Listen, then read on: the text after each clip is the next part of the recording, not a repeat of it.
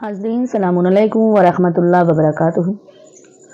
ہم خیریت سے ہیں، امید ہے کہ آپ بھی خیریت سے ہی ہوں گے، اور یہ بھی امید کے ساتھ اگلا درس لے کر آئے ہیں کہ امید ہے کہ آپ نے پچھلا درس ضرور یاد کیا ہوگا، اور ہم نے آپ کے لیے آسان سے آسان طریقہ نکالا ہے کہ آپ اردو پڑھ سکیں۔ دیکھیے، سب سے پہلے ہم نے آپ کو یہ درس پڑھایا تھا، اس کے بعد پہچاننے کا طریقہ بتایا تھا، اس کے بعد آپ کا خود سے پڑھنے کا یعنی مشق کرنے کا سبق آ گیا تھا۔ یعنی یہاں پہ مشق کرنا ہوتا ہے، یہاں پہ خود پہچاننا ہوتا ہے، الگ الگ الفاظ لکھے ہوئے ہیں، یہاں پر خود سے پہچاننا ہوتا ہے۔ یہ بھی ہم نے پڑھا دیا تھا جیم سے کاف تک۔ اب اس سے آگے کا درس یہ ہے، بسم اللہ الرحمن الرحیم، یہ واو خے سے زو نون زے فے صاد تو قاف حمزہ سین ہے۔ اسی کو ہم نے یہ دیکھیے روز کی طرح اس طریقے سے لکھ دیا ہے، یہ واو واو واو، ہے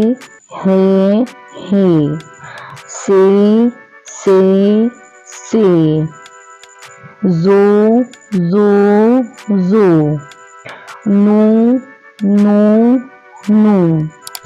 زے فے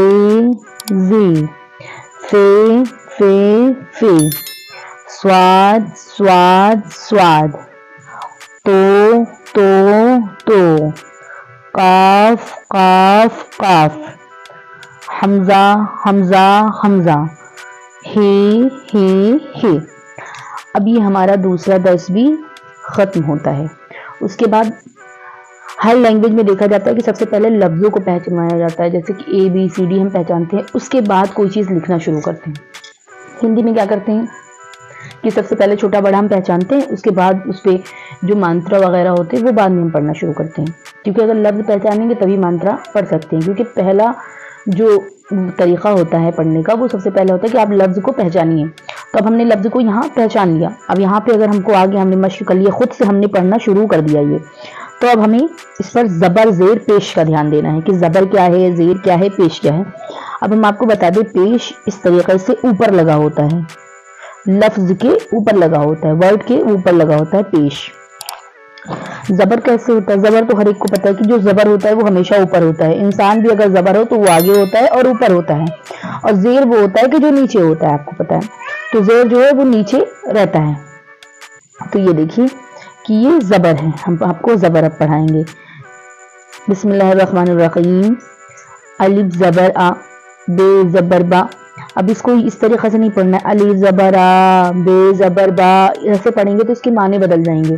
کیوں؟ کیونکہ اگر زبر کو ہم اتنا کھینچیں گے تو وہ الف میں تبدیل ہو جائے گا، یعنی وہ اپنی جگہ کھو دے گا، وہ دوسری کی جگہ پہ ہم پڑھ رہے ہیں، جیسے دوسرا کچھ ہوتا ہے تو اس طریقے سے نہیں پڑھا جائے گا، بلکہ اس کو پڑھے الف زبر آ بے زبر با تے زبر تا سے زبر سا جیم زبر جا ہے زبر ہا خے زبر خا دال زبر دا زال زبر زا رے زبر را زے زبر زا سین زبر سا۔ اس طریقے سے یہاں تک ہم پڑھائیں گے آج آپ کو، سین زبر سا، جو لفظ ہوگا اسی کو بعد میں ہم سا ہا جا اس طریقے سے ہم نکالیں گے۔ دال ہے تو دا، زال ہے تو زا، بس کچھ زبر لائیں گے بیچ میں، الف زبر آ بے زبر با تے زبر تا سے زبر سا جیم زبر جا ہے زبر ہا خے زبر خا دال زبر دا زال زبر زا رے زبر را زے زبر زا سین زبر سا۔ اس طریقے سے ہم پڑھیں گے۔